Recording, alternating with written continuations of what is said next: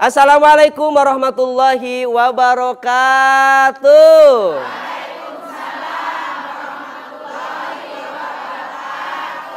Hamdan wa syukran lillah amma ba'd. Pemirsa TV One dimanapun Anda berada dan ibu-ibu yang sudah cantik-cantik di sini, Masya Allah. Beli susu, beli kopi. How are you everybody? Jawab agak ya. Jawab ibu ngerti nggak itu apa? How are you everybody? Ibu jawab I'm good gitu. How are you everybody? I'm good. Oke, Bu. Ibu punya butuh nggak? Punya dong. Punya hajat nggak? Punya masalah? Banyak. Cicilan ada? Cicilan BRI aman? Bang Emok. Gimana anak sekolah gimana? Udah lunas belum uang pangkalnya? Jamaah pemirsa TV One dimanapun Anda berada, yang namanya hidup itu pasti banyak butuh. Yang namanya hidup pasti banyak masalah. Yang salah dari kita apa? Ketika kita banyak masalah, ketika kita banyak butuh, kita ngadunya bukan ke Allah. Kita ngadunya ke media sosial, ngadunya ke makhluk. Padahal kata Allah apa? Wasta'inu bis-sabri was-shalah.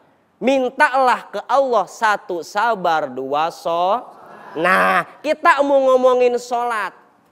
Ibu, ketika ya pintar. Ibu, ibu-ibu, ibu. Nih Bu, kalau kita punya butuh dalam hidup, punya hajat dalam hidup, jangan pernah bersandar kepada manusia, jangan pernah berharap kepada manusia. Berharapnya ke siapa? Ke Allah. Berharap kepada manusia, siap-siap untuk beribu-ribu kali kecewa. Makanya ibu ketika banyak butuh, ibu gelar sejadah, ibu mintanya ke Allah. Bukan curhat ke media sosial. Lagi blok-blokan WA sama tetangga. Lagi nggak akur sama tetangga. Ngadunya kemana? Harusnya ke Allah. Tapi ibu-ibu biasanya ngadunya kemana? Status. Ibu yang di sono ini mah. Bukan yang di sini kan? Siapa tadi? Cedoh cepatin. Pinter Pak. Langsung update status. Saya mah amit-amit. Kira-kira itu bisa menyelesaikan masalah apa enggak? Dan satu lagi ibu-ibu, tolong atuh ya ibu-ibu, jangan dikit-dikit update status OTW tahajud, OTW sholat duha, OTW mall. Jadi ibu punten, Rasulullah Shallallahu Alaihi Wasallam kalau ibu menyimak, Rasulullah itu ketika akan mi'raj, dan satu alasan, saya ulang ke awal dulu. Rasulullah itu ibu, kenapa oleh Allah diajak untuk ketemu sama Allah? Kenapa ada peristiwa Isra dan Mi'raj? Salah satu jumhur ulama mengatakan bahwa sebab diisrokan dan dimi'rajkannya Rasulullah karena apa? Tahun itu Rasulullah ditinggalkan oleh dua orang tercintanya. Yang pertama Siti Khadijah, yang kedua pamannya Abu Thalib. Kalau kata anak sekarang, Rasul lagi galau tahun itu, nggak bisa move on dari Siti Khadijah.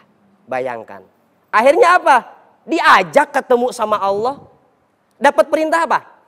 Sholat. Apa hikmahnya buat kita? Perhatikan baik-baik ibu.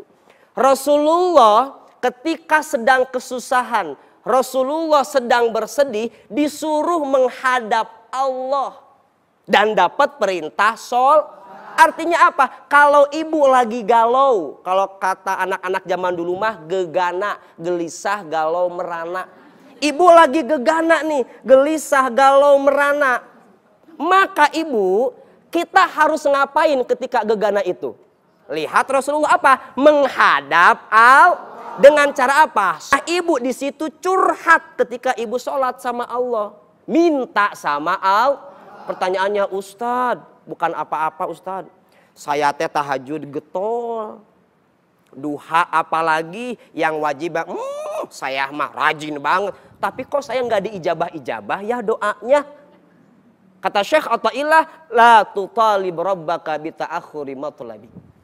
Walakin talib nafsaka bita'akhuri adabik. Jangan nuntut Allah kalau permintaan kita belum diijabah sama Allah. Tapi tuntutlah dirimu. Mungkin adabmu yang belum benar. Adab berdoamu dan adab sholatmu. Tolong dijawab sama ibu-ibu. Bu, punten. Kalau ibu berangkat kerja telat, masalah apa enggak? Masalah. Kok nggak ada suaranya sih? Dua orang yang jawab barusan mah.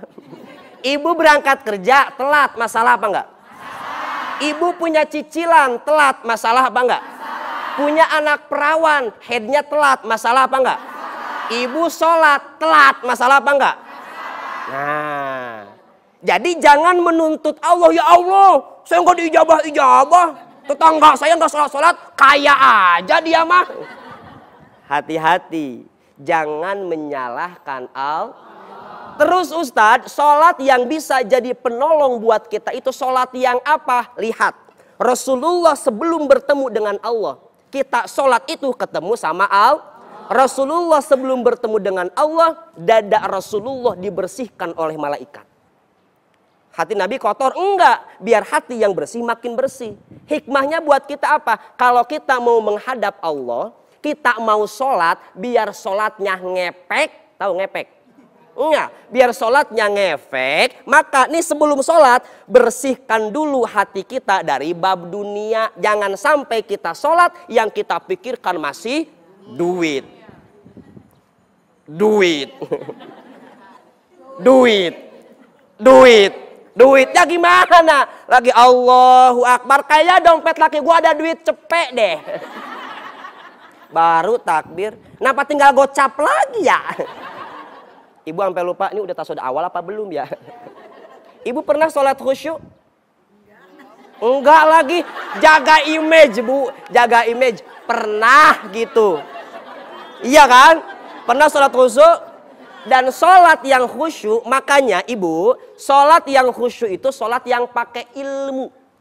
Makanya orang kalau beramal tanpa ilmu, mardudah, amalannya ditol. Ibu bisa khusyuk dalam sholat kalau ibu tahu bagaimana cara khusyuk dalam sholat. Makanya hati-hati, sholat juga harus pakai biar sholatnya ngep. Ada cerita bu. Ini bukan Ceedoh, sekarang bukan. Ceritanya suaminya Ceedoh, Mang Udin. Mang Udin sama anaknya sama Ceedoh juga berangkat ke mall. Sholat duhur bu.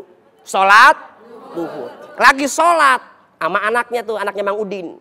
Yang namanya di mall banyak orang lewat tuh. Di masjid.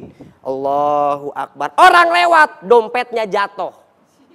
Dia bingung mau ngasih tahu gimana. Ngepas, dia lagi baca Al-Fatihah. Ghairil maghdubi alaihim waladhdallin. Dijawab sama anaknya, ambil. Ini sholat yang nggak pakai sah nggak sholatnya? Jadi biar sholatnya ngefek, sholatnya harus khusyuk. Sholat khusyuk itu kalau sholatnya pakai Jadi kalau sekarang kita punya masalah, punya kegalauan, punya hajat, maka kuncinya apa bu? Kuncinya apa bu? Ngadunya ke Allah, bukan ngadu ke bukan ngadu ke manusia. Hati-hati, ibu ngadu ke besti ibu ngadu ke manusia, itu sama saja ibu membuka aib sendiri. Walaupun itu besti kita. Ada yang begitu? Gue mau curhat sama lu. Tapi lu jangan bilang-bilang ya, gue mau curhatnya sama lu doang. Ya elah, lu kagak percaya sama gue mah kagak ember kali. Cerita tuh kita, teman kita, namanya juga manusia bu. Makanya jangan ke manusia. Kata teman kita, lu tahu nggak Mamah Adit? Kenapa? Dia kemarin curhat ke gue. Tapi lu jangan bilang-bilang. Gua cuma bilang ke lu doang. Ya elah, lu nggak percaya sama gua. Terus terus begitu. Makanya jangan mengadu kepada manusia, ngadunya ke Allah. Mudah-mudahan kita semua yang hadir di sini Allah bukakan pintu rezekinya, Allah berikan solusi dari masalah-masalahnya. Amin ya robbal. Penutup, jangan khawatir ketika ibu selalu diselimuti dengan masalah, karena kita masih punya Allah. Ibu pagi-pagi bangun, pas ibu bangun sudah diselimuti dengan masalah, bilang alhamdulillah, berarti kita normal, masih manusia. Kalau kita bangun tidur diselimuti wijen, berarti kita onde-onde. Oh iya dong, bersyukur ya. Yang nyelimutin kita masalah bukan wijen, berarti kita masih manusia. Kalau diselimuti wijen namanya kurang lebihnya mohon maaf. Allahul muwaffiq ila aqwamit thoriq. Wassalamualaikum warahmatullahi wabarakatuh.